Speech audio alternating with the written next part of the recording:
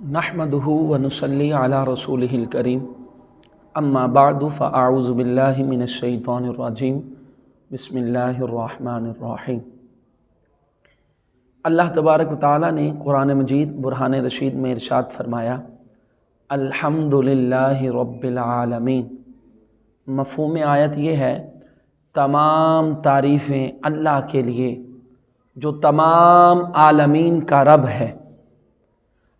अब इस आय करीमा में रब जो है वो वाहिद है, आलमीन जमा है, यानी बहुत सारे आलम हैं, बहुत सारे जहान हैं, उन तमाम का जो रब है वो अल्लाह तबारक व तआला है।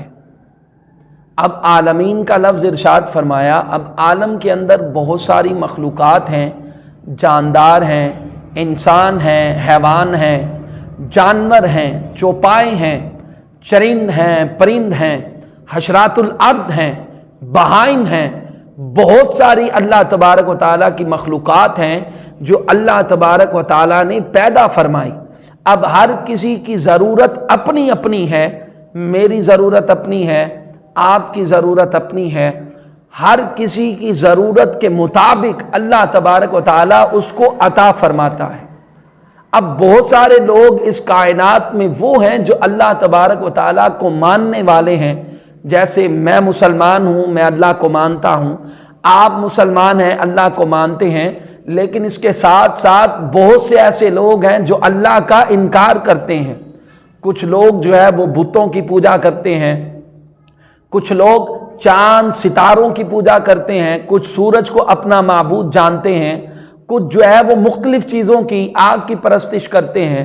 तो जो अल्लाह तबारक व तआला को मानते हैं उनका खुदा भी अल्लाह है, और जो खुदा को नहीं मानते उनका भी खुदा अल्लाह है। अब मरने के बाद कब्र के अंदर मुसलमान हो या काफिर, उससे सवाल क्या होगा? उससे सवाल ये होगा कि बता मर रब्बुका, तेरा रब कौन है?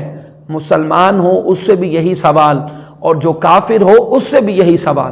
तो अल मुख्तसर, जो अल्लाह को मानता है उसका खुदा भी अल्लाह है, और जो अल्लाह का इनकार करता है, उसका मुनकिर है, उसको नहीं मानता, उसका अल्लाह भी रब्बे ताला की ज़ात है। सैयदना इब्राहीम अलैहिस्सलातु वस्सलाम, आपका ये मामूल था कि आप खाना जो है वो किसी के साथ बैठकर तनावुल फरमाया करते, अकेले नहीं खाते थे।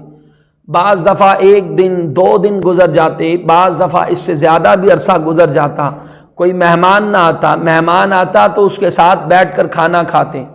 एक रोज़ इब्राहीम अलैहिस्सलातु वस्सलाम को एक बूढ़ा आदमी मिला। आपने उसको अपने घर में लाए, दस्तरखान पर बिठाया, और उनके सामने जब खाना रखा तो इब्राहीम अलैहिस्सलाम फरमाने लगे, अल्लाह के नाम से शुरू करो।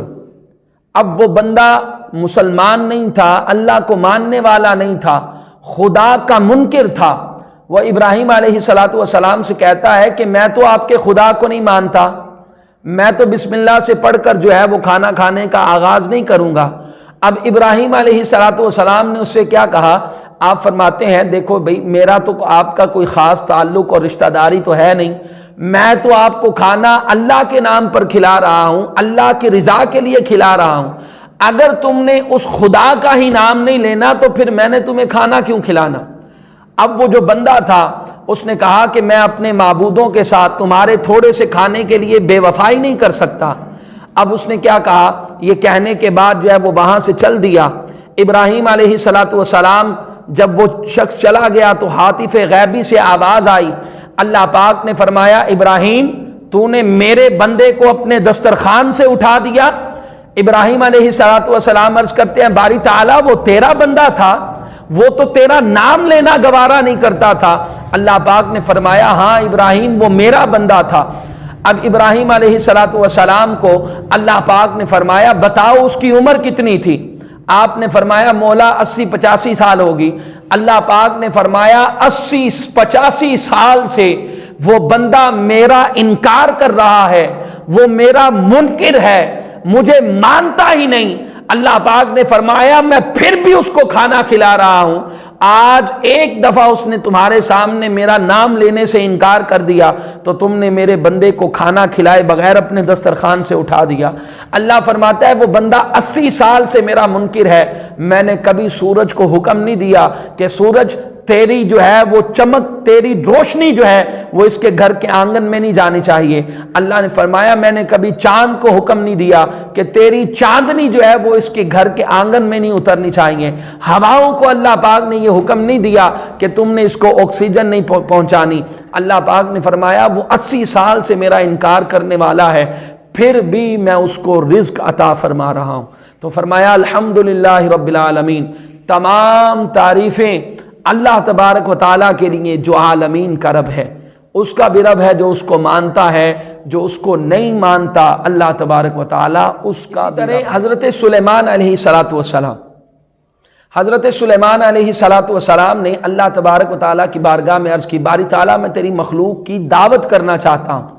اب چونکہ اللہ پاک نے آپ کو جو ہے وہ سارے جہان کی بادشاہت عطا فرما رکھی تھی، بہت سارے خزانے عطا کیے تھے، تو اللہ پاک کی بارگاہ میں جب آپ نے درخواست پیش کی تو اللہ پاک نے منع فرما دیا۔ آپ نے پھر سے جب اصرار کیا کئی مرتبہ تو اللہ پاک نے فرمایا چلو ٹھیک ہے، ناشتے کا جو ہے وہ تم بندوبست کر لو۔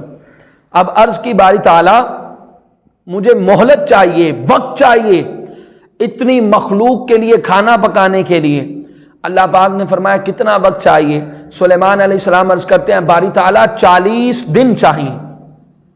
اب 40 دن تک سلیمان علیہ السلام کل مخلوق کی دعوت کے لیے کھانا پکواتے رہے۔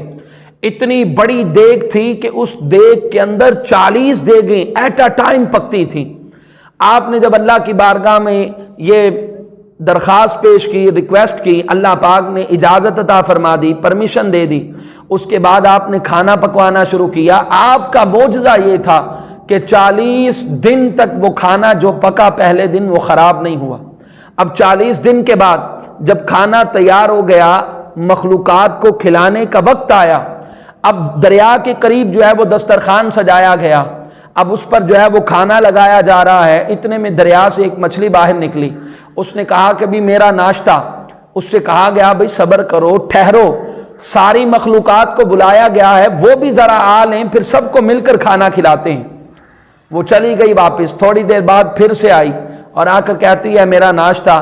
اس سے پھر کہا گیا تھوڑا صبر کرو، مخلوقات کو آنے دو، سب کو مل کر کھانا کھلائیں گے۔ وہ کہتی ہے اتنی دیر میں تو میں ناشتہ کر لیتی ہوں۔ خیر وہ چلی گئی۔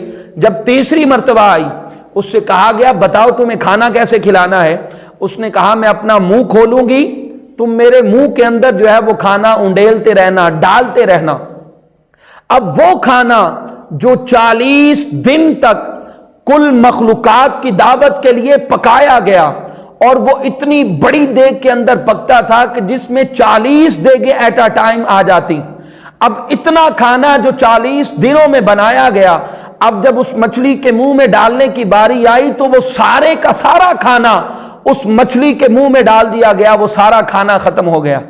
اب اس مچھلی نے کیا کیا؟ اس نے دوبارہ سے منہ بند کر کے منہ کو کھول دیا، اور جب منہ کو دوبارہ سے کھولا تو اس سے پوچھا گیا اب کیا بات ہے؟